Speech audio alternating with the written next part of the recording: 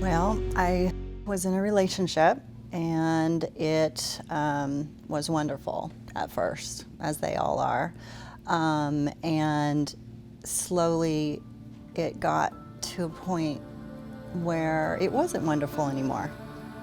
Gambling problems, drinking problems, all that goes along with it.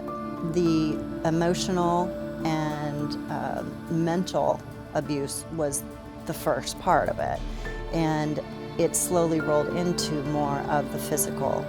2 times he had his hands around my throat at the very end. 2 times. He also said he wanted to kill himself because I was ruining his whole world, right? So they go through so many stages to just kind of suck you in, right?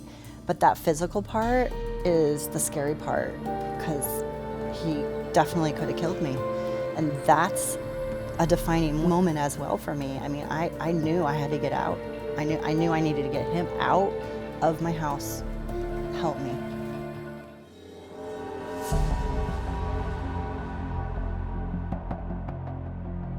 And they beg and plead and they apologize. They're going to change and everything's going to be okay. And that's what they will say to you.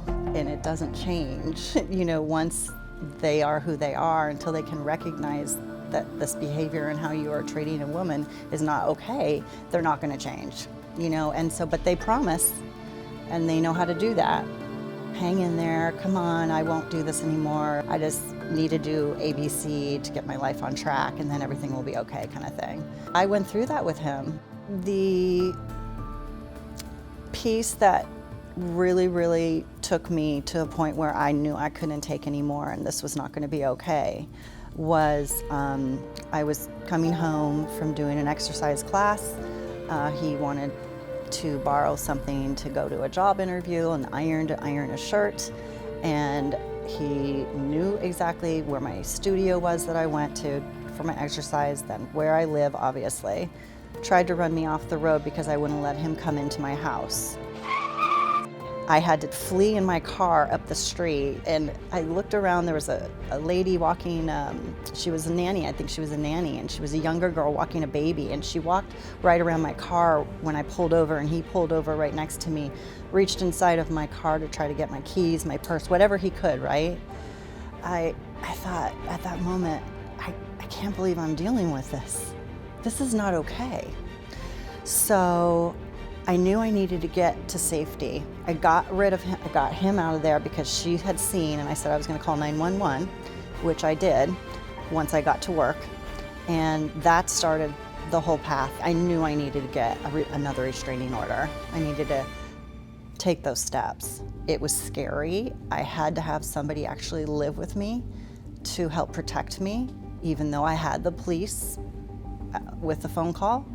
I had the police at my house so much. I mean, I knew all their names and they know mine, you know? I mean, stacks and stacks and stacks of police reports to just get him to figure out, go away. Why can't you go away? Finally, someone had helped me out and suggested to come to the Family Advocacy Center.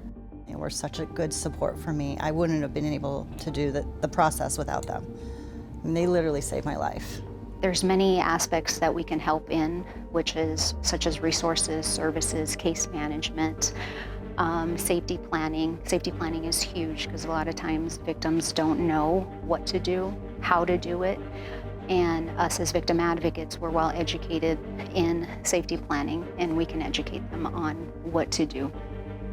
A victim can be the rich, the poor, the educated, the uneducated. It can happen to anybody. And we are here to let victims know that you're not alone. This is how we can help you and support you and guide you into becoming self-sufficient, and also so you can get that power and that control back that abuser had with you.